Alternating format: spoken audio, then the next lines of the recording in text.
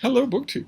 The other day, Michael K Vaughan did a video in which he talked about the books that are buried deep in the bowels of his Kindle that he hasn't looked at, hasn't paid attention to, maybe some of which hasn't read. And the reason he did that was because he is one of the people who has fallen under the sway of CriminOlly's 100 Book Challenge, where you read 100 books or ebooks in your possession before you buy another book, which I believe was probably born of a positive motivation. Probably it was an attempt to compensate for the fact that we all have so many books that we haven't read, that we buy in enthusiasm and then that we let linger. And maybe one of the reasons why I look on it with such a jaundiced eye is because I don't tend to do that. Most of the books that I have here at Hyde Cottage are books that I have read, and that's why they're here. And by most I mean 98%. However, it turns out that is not true when it comes to ebooks. That percentage is much lower when it comes to ebooks, mainly because when I'm on a Barnes & Noble site, the Nook site, or when I'm on Amazon especially, the sites are forever offering you free books. And not just old out-of-copyright classics, but somebody writes a new novel, a new science fiction story, whatever, and for a moment it's free. It's some sort of promotion or whatever. There'll often be a whole row of these free suggestions at the bottom of whatever you're looking at. And I always say yes to those, and then sort them out later. So I did a video in response to that, looking at some of the books on my own Kindle, which is actually full-color tablets. I have a Kindle Paperwhite and I have a Kindle Oasis, but I tend to grab full-color tablets instead when I'm doing reading. Just a preference. I don't find the blue light full color screen of a tablet as wearying on the eyes as a lot of the rest of you do. I don't find it wearying on the eyes at all. So I went looking for some of the things on one of my devices, some of the things in one of my apps, and made a tag out of it, and then realized just how many such tags I could do, how many such videos I could do. I brought another device to life, found its power cord, plugged it in. The amazing thing about these things is that they come to life right away. They are extremely complex machines, but you just feed power into them and they will come to life right away. And thanks to the fact that reading the text files are the least burden on any such device, the smallest demand, the least technological, and the least priority of any of these things. Thanks to that fact, the books will still be there. They won't have been, their apps won't have been updated, they won't have been interfered with in any way. So I've been finding a lot more books, and a lot of you have been emailing me saying, you know, I wouldn't mind if you did that again, if you did that, talked about books like that again, or a few times. So that's what I'm going to do today. I found a bunch more books, some of which I've read, some of which I haven't. I thought we'd go through them together, just very briefly. And the first one is a gay novel of some kind, but I don't think I've read it. I think this was one of those ebooks where, for a time, it was free, where Amazon or Kindle or Kobo or whatever was offering it for free, and I said yes. And it's just been on the device ever since. It's by Patrick McGee, and it's called Norman's Conquest. And I gather it's a gay novel about a photographer. It's got a clever title. Maybe that's what drove me to it in the first place. But I have no idea what it is. This second one is, I believe, also gay. This is Faye Sutherland. I know that she writes gay novels. And I think I have read a couple of other books in this series, at least one. This is Skyhunter. Skybound is the title, with a fairly ridiculous cover. And if I remember correctly, this is about the far-flung science fiction civilization in which the prince of an alien world, obviously they aren't blue-skinned and they aren't tentacled and they aren't three-headed. Instead, it's an alien world of hunks. If I remember correctly, a prince joins the crew of a starship and leaves his own system. And I think I vaguely recall that the plot here is that finally his ship, it's sort of a coming of age. He is learning how to become a man, not in court, but on board this vessel, having adventures with his crew and captain. And I think it's in this book where he finally returns home to his home world, to his home system. But I don't know, if I were to read this now, I don't know if I would remember enough of the plot. I think this is book 2 or book 3 in the series. Then this next one is a murder mystery. This is by Kathy Lynn Emerson, and it's called Murder in the Queen's Wardrobe. And this is set during the reign of Queen Elizabeth I, when her spy master recruits a woman from her own court, a highly literate, very discreet woman, and plants her in the household of a cousin of the Queen, in order to gain espionage and learn about an infiltrator at court. And the neat, I haven't read this, but I'm a sucker for Tudor era fiction of any kind. And the neat twist here is that the espionage comes from a time-honored location, because Princess Mary, the royal in whose train the main character is planted, is being approached by the Russians. And not just any Russian, but Ivan the Terrible. It must be so hard to be on the marriage mart if your name is Ivan the Terrible. And I don't know what this will be like. I have no idea if it will be dumb or if it will be historically literate in any way. We shall see. I don't particularly need it to be one way or another, as long as it's entertaining. Then this next one is a short story. I may have actually read this. It's by Summer Devon. It's again for the gays. And it's The Gentleman and the Lamplighter. And it's a short story about a gentleman in London who's been heartbroken and can't show it. It's from 150, 200 years ago. The love of his life, who was a man, has died. And he's heartbroken, and he can't even tell anybody that. And he's taken to wandering the streets at night, giving vent to his emotions, and therefore runs across a lamplighter. It used to be that there were a whole cadre of people who lit the lamps at night and tended them all night long. And the lamplighter is of the same persuasion. And they, I believe, if I remember correctly, they have a torrid love affair, which is entirely hidden, and which would have to be. And there's a small, thriving subculture of gay historical novels that cannot be. They are as fantasy as Skybound or anything else. They cannot be, and yet they happen. And the reason that I say they cannot be is not because men didn't have congress with men in passionate ways and mean it all throughout history. It's that, in addition to that, for the romance genre requires a happy ending, and you can't have a happy ending. Not if the 21st century says that a happy ending has to be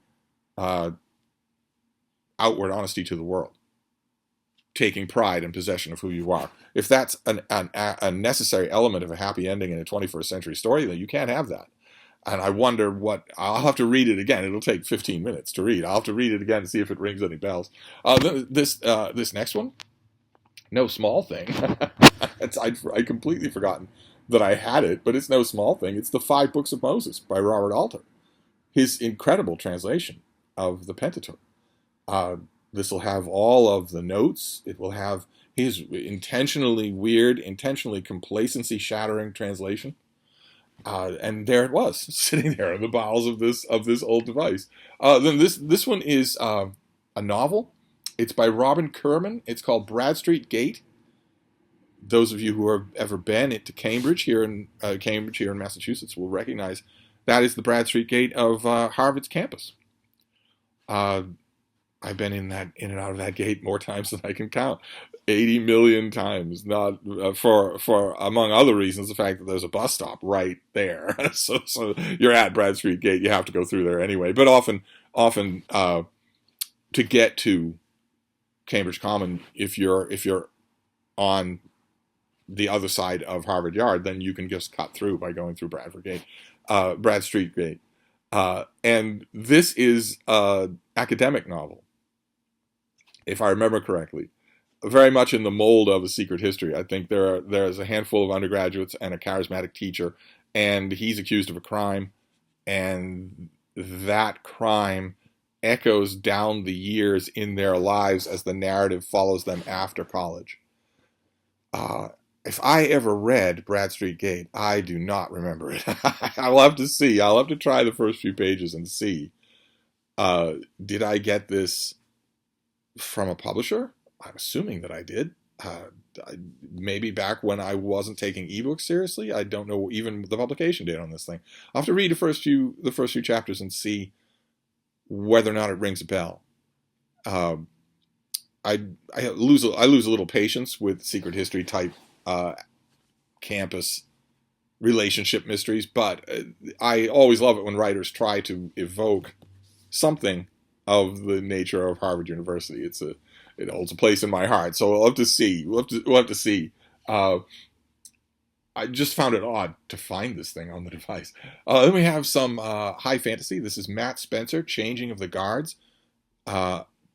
Fairly evocative cover copy there, but I don't recognize this book at all.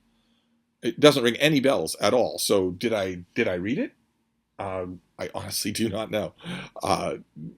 Nothing about it seems familiar to me, and there it was, a whole book that somebody had to work real hard on. Somebody had to slave over this thing and get everything right, and then commission the artwork and make it look good. Unless this was done on a mainstream publisher, in which case I'll feel even worse. But I will give it a try. Now that I've found it, the mere finding of it on the app relocates it to the top of the list, so it will have prominence. I'll give it a read. Then this next one I do know. I'm amazed to find that I have it. I must have got it from the publisher. I do know it. I read it. I loved it. I reviewed it. And this is Neil Price's book, Children of Ash and Elm, A History of the Vikings. This is fantastic. Just vibrant in every detail. I here have the Alan Lane UK cover. I don't quite know why that is. Did I swap out the cover for the American edition? Did I get the American edition from the publisher? The American edition is much uglier, obviously, than this. But as far as one-volume history of the Vikings goes, this is tremendously good. So I'll have to see. I wonder if it's the UK edition as well. I'll know in 2 seconds if it is. This next one I wanted to review for the Christian Science Monitor. I didn't get my way.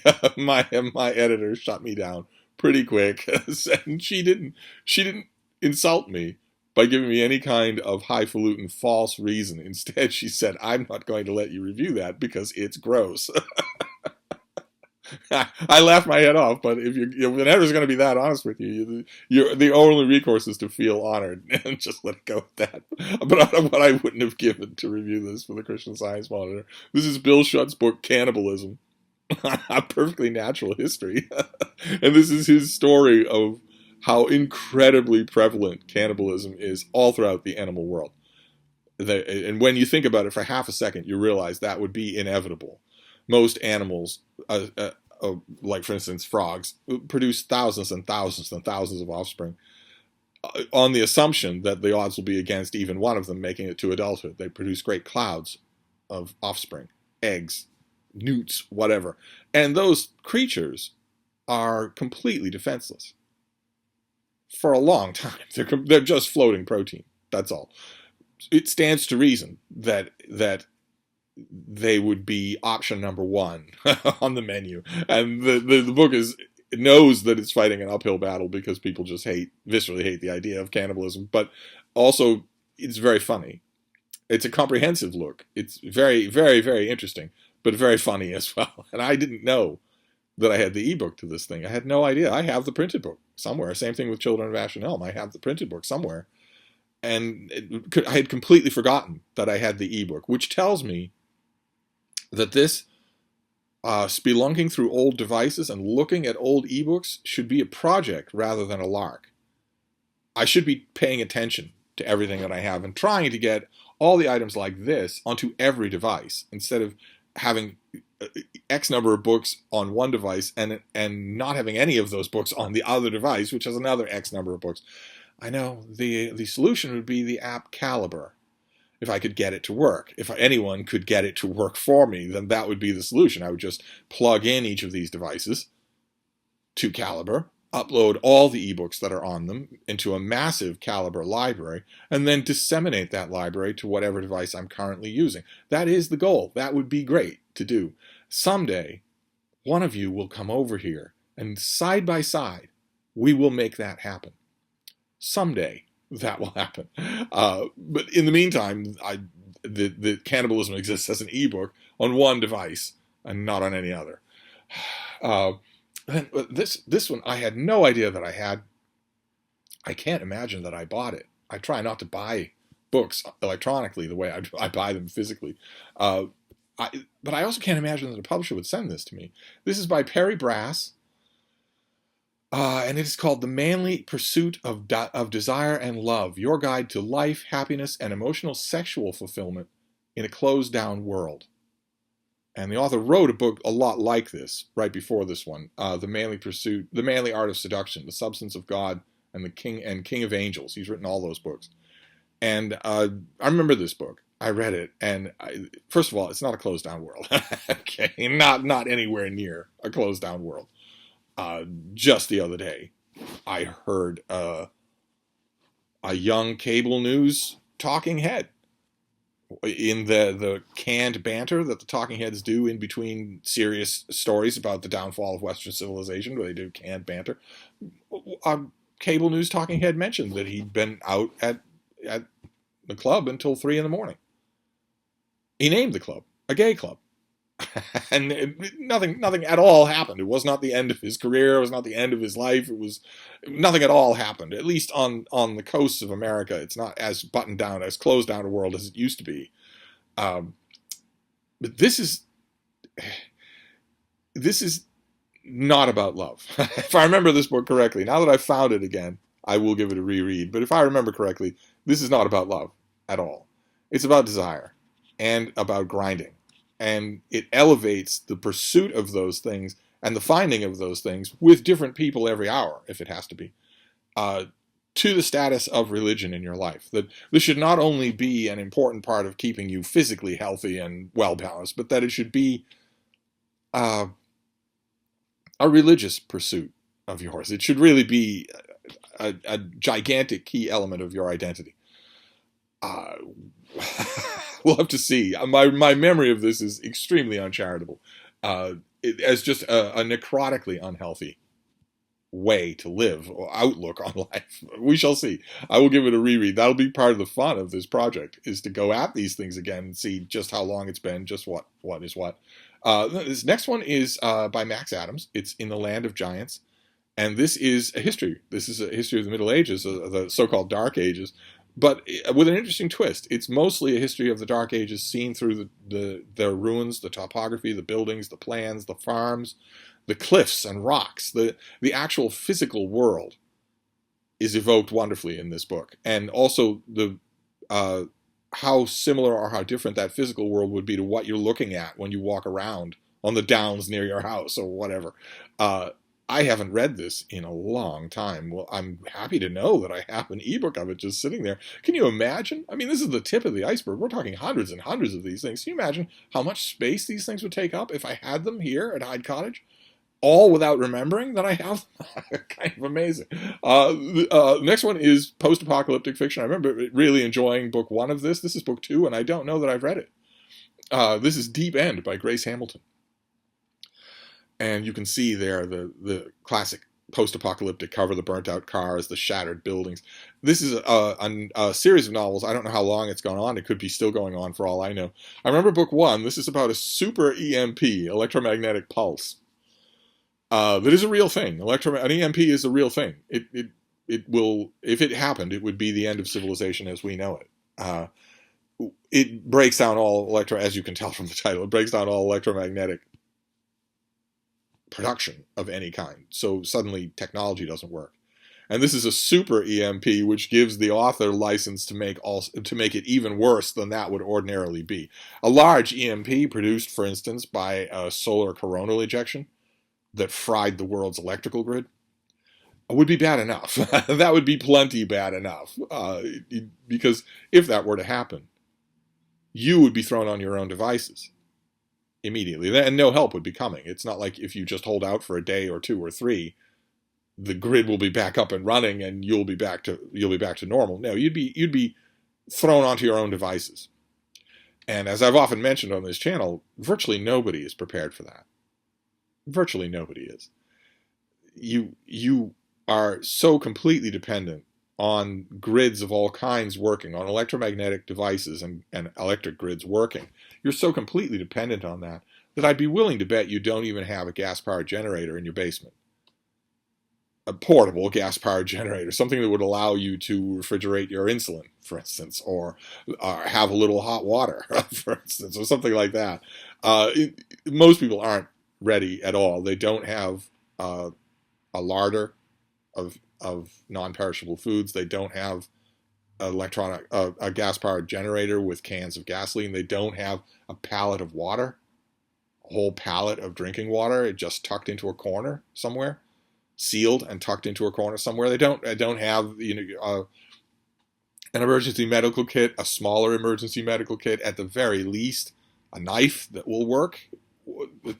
Most people don't have anything like that.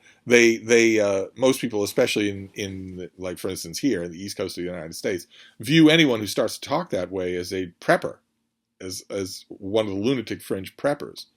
And a super EMP, something that wipes out the whole way that we live communally, is what preppers refer to as the you-know-what hitting the fan. That is their apocalyptic moment. That's what they're preparing for, is that happening. The you-know-what hitting the fan. They want to be ready when that happens. They want to be able to live.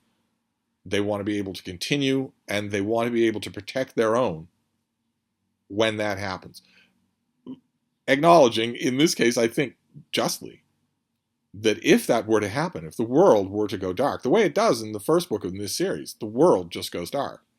If that were to happen, it wouldn't take long for your smiling, happy neighbors to want to take whatever you have that they don't have. That wouldn't take long. In novels like this, it happens almost instantly. People become raving bands of cannibals almost overnight. That I don't think would happen. But I have no idea what happens in the second book in this series. In the first book, the first book sets up the disaster and shows us a core group of characters getting through the first few hours, first few days. And if I remember correctly, it's really effective. I talked endlessly on this channel about S.M. Sterling's book, Dies the Fire, which is the first book in a series in which essentially there is a super EMP. That's essentially what it is. And it's super in the sense that not only is higher electronics knocked out, but even higher electrical reactions. Gunpowder doesn't work. Once whatever happens in S.M. Sterling's book happens, gunpowder doesn't work. In fact, there are so many unnatural implications of it that some of the people in that series of books think that it must have been designed, that space aliens must have done it or something like that. And partly digging around deep in the back of these books will be that same question: what caused this? Is there someone actually doing this? But in the meantime, it's survivalist fantasy, and I didn't know that I had book 2. I don't know if I have book 1. I'd like to read book 1 again before I read book 2, but I think I'll remember enough of it to give it a go. Then we have a novel by Elizabeth Graver. This is The End of the Point, about a stereotypical multi-generational family home on the coast of Massachusetts. The type of thing where the family owns it and people have to schedule time to go there, and it's the place for family reunions and family gatherings of all kinds. And times change, the value of it changes, the family changes. Some people don't value it at all. Other people want to live there, feel possessive of it, that sort of thing. Many, many families that I know have a house like this. This is on the Point, on the shores of Massachusetts, and it's an intergenerational family saga. And I remember liking it. I had no idea that I had an ebook of it. I'd totally forgotten that. And I wonder how well it will survive a reread. This next one, oh my. This next one will be our last one. We can finish up with this. And this was a kick in the teeth. It really was. It was just the other day. I did a video, a Brattle Bookshop video, where I talked about the collected, 4 volume collected nonfiction of George Orwell, that has essays and reviews and letters and all kinds of things like that. In 4 volumes, I went on and on about how I found the 4-volume hardcover set at the Brattle, how I'd been coveting the paperback set that Mark Richardson has up in Vermont. And that whole time, not a single twig of memory that I actually have this whole set, all 4 volumes as ebooks, which are searchable and highlightable and don't take up space on the shelf. I have this whole set only on the one device. So I guess I need to keep that device alive until I can figure out how to get those books off that device and onto the device I actually use. Caliber, I know. I need to get somebody here who can walk me through it. But it turns out I have all 4 volumes of this 4-volume set on ebook, buried down in the depths of my Kindle. It's very frustrating. Enjoyable. I mean, this whole process was full of squeals of surprise as I dig around deep down inside these things and find out what I have that I didn't remember, but also frustrating. Not only that I wouldn't remember, but also that I've been making shelf space for analog printed paper and glue copies of these things when I have them at least on one device. The reason I forgot is because I haven't looked at this device in years. So clearly, something needs to be done. Clearly, I need to take another whack at some sort of technology to pull all these things together, get them off the devices where they are, pull them all together so that I have them all in one place that is not just one device. The device that I powered up and found these things on is not a device that I typically want to use. It's too heavy, it's too old.